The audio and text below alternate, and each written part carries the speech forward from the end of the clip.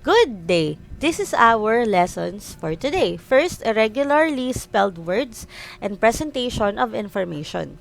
Of course, do not forget to click the subscribe button so that you will be updated to my videos. Let's have first irregularly spelled words, and this is for English Week 7. Our objective is to recognize and read some irregularly spelled words. So I have here different words. So I'm going to read it first and afterwards you. So ice, earth, cake, wreath, mother, right. Now your turn to read. Good job. So these are examples of irregularly spelled words. So irregular spelled words are words that contain letters that are not individually sounded or phonetically produced due to the combination of letter sound or other characteristics. So which means that irregularly spelled words contain silent words, or we pronounce them differently. So these words do not follow the phonics or spelling rules. They are phonetically irregular. They also require correct and fluent reading for readers to easily identify them. So that's why we're going to practice reading irregular spelled words. So I have here 8, knuckle, right, again, Wednesday, straight, wrap, kneel. So now your turn to read.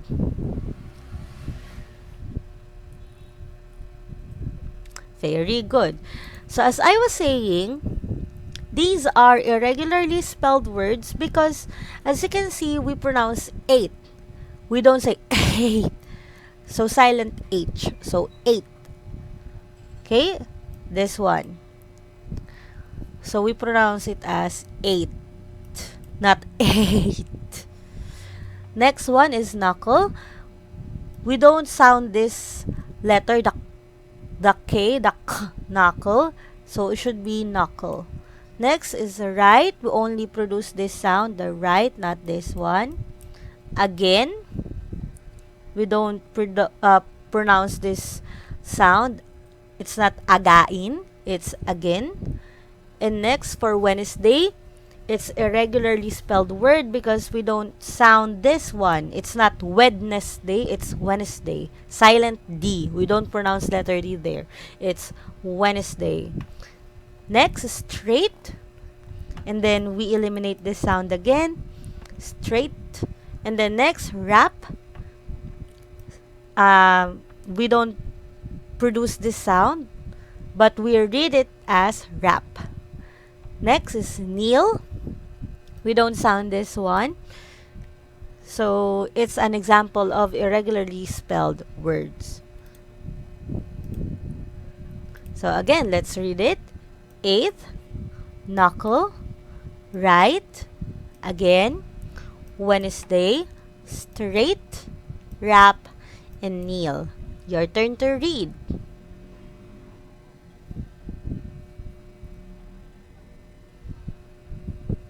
Good job. So I have here irregular spelling words. The E sound. The E sound is regularly spelled E. Here are some ways the E sound is irregularly spelled. Example: ahead, bear, bread, breakfast, breath, deaf, head, health, meant, read, spread, sweat, thread, wealth, wear. So the final R silently changes the E sound in this word. So next, the I sound is regularly spelled IE or I or ELY. Here are some ways the I sound is irregularly spelled. So lie, pie, tie.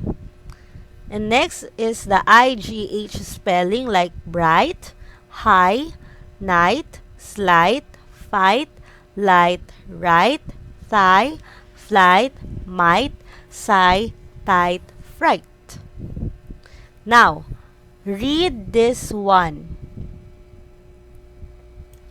Go,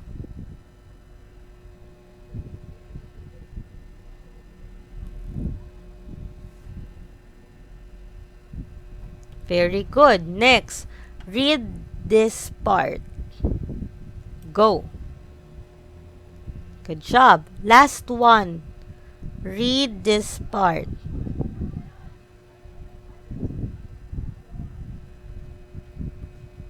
Good job. So next, let's have irregular spelling words, the O sound. The O sound is regularly spelled O. Here are some ways the O sound is irregularly spelled. So actually, as we can see here, it's letter A, but we're going to pronounce A there as O sound. Example, walk, wallet, wasp, watch. Okay? So the spelling there is A, but we're going to sound it as O. So now your turn to read. Very good.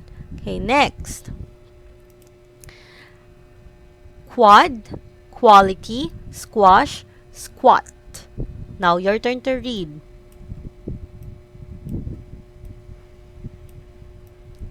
Good job. Next, so the A before L spelling. So we are going to pronounce letter A there as O. Again, we are going to pronounce this letter A into O. Example, all, not al. Okay? We pronounce it as all, not al. Next, all, tall, hall. It's not hal, it's hall. Next, now your turn to read this part. Go.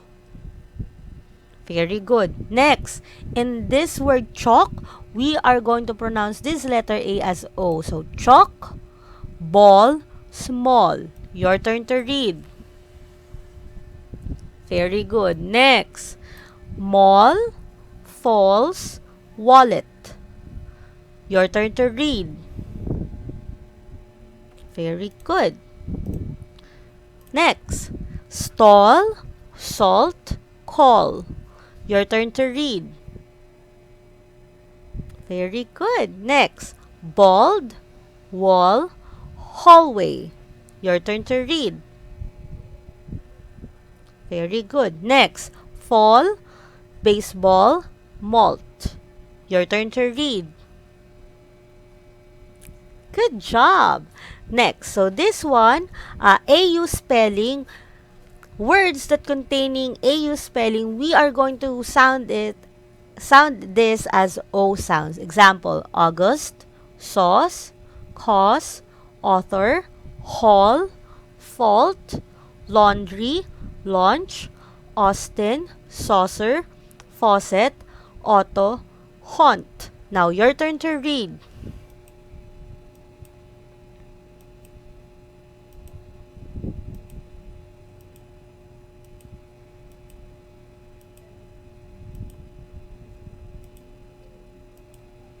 Good job.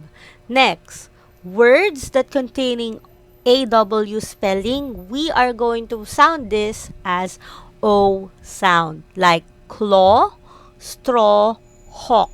Your turn to read.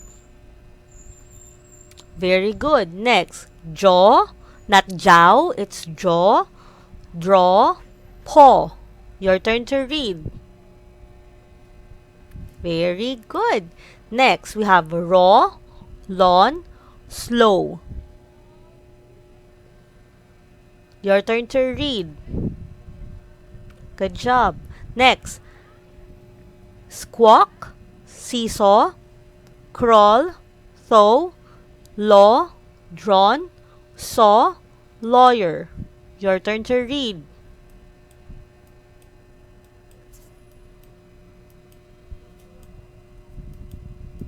Very good. So now, let's do this on your paper. Answers only. Learning task 5. Write 1 to 5. So, you need to match the pictures in the column A with their appropriate names in column B. So, write the letter of your answer in your notebook. So, example number 1. What does this picture show to us? Is it letter A, anchor, B, wrinkle, C, night, D, knee, or E, sprout? Next, number 2. Look at the picture. What does this line show? Is it A, anchor, B, wrinkle, C, night, D, knee, E, sprout? Number 3, what does this picture show to us? A, anchor, B, wrinkle, C, night, D, knee, E, sprout. Number 4, what is this picture? A, anchor, B, wrinkle, C, night, D, knee, or E, sprout. And number 5, what does this picture show? A, anchor, B, wrinkle, C, night, D, knee, or E, sprout. If you're not yet done, click the pause button. If you're done, click the play button. Now let's check. Put a check if your answer is correct. Put X if your answer is incorrect. For number 1, the correct answer is letter D. It's knee. Number 2, B. It's a wrinkle. 3, it's letter E. Sprout. Number 4, letter A. Anchor. Number 5, letter C. It's night. If you got all 5, good job. So now let's have the presentation of information, and this is for week 8. Our objective is to present information in varied artistic ways such as role play, show and tell, radio play, podcast, broadcast, reporting, poster presentation. So that is our objective. So I have here an example of a role play. Example. Hi Marcus, can I ask you about our homework in mathematics? And then Marcus said, of course, what about it? Danielle said, I want to know the place value of the whole number up to thousands. Marcus said, each digit in a number has a place value. And Danielle said, really? What else? Marcus said, place value refers to the position that a digit occupies in the place value chart. Ones, tens, hundreds, and thousands are called place value. In 9,356, 6 is the ones place, 5 is in the tens place, 3 is in the hundreds place, and 9 is in the thousand place. And Danielle said, thank you, Marcus. So, based on what I read, what topic did Marcus discuss? And what is place value? If the numeral is 8,410, what is the place value of 8? Write your answer on the comment section below. If you're not yet done, click the pause button. If you're done, click the play button. So, what I've shown you is an example of presentation of information. And this one is an example of presentation of information in a role play. So, it can be done through artistic ways like role play, show and tell, radio play, podcast, broadcast, reporting, and poster presentation. So, role playing, like the example earlier, is an artistic way of portraying other person's character. In doing so, the person pretends to feel like, think like, and act like the one being portrayed. While show and tell is a strategy where someone displays or shows an object to the class while talking about it. So, role-playing, portraying other person's character by pretending, okay? Pretends to feel like, think like, and act like. While show and tell, it displays or show an object. Okay, so now let's use the show and tell strategy. So you need to draw your favorite clothes and complete the paragraph below. So do this in your notebook. So for now, you're going to do it on your paper. Just write learning task 1, answers only. Okay, so you need to draw your favorite clothes and then copy this. This is my favorite. What is that? Is it a dress, a t-shirt? Okay, and its color is black. So therefore, you need to color what you draw. Okay, and then you complete this one. I wear it when I am blank. Are you happy, mad, sad, like that? And then my blank bought it for me. Who bought that? Who gave you that clothes? Okay, so you're going to complete this one. So you need to draw your clothes, your favorite clothes, and then copy and answer this. Okay, supply the following information. So if you're not yet done, click the pause button. If you're done, click the play button. So that ends our lesson. Goodbye!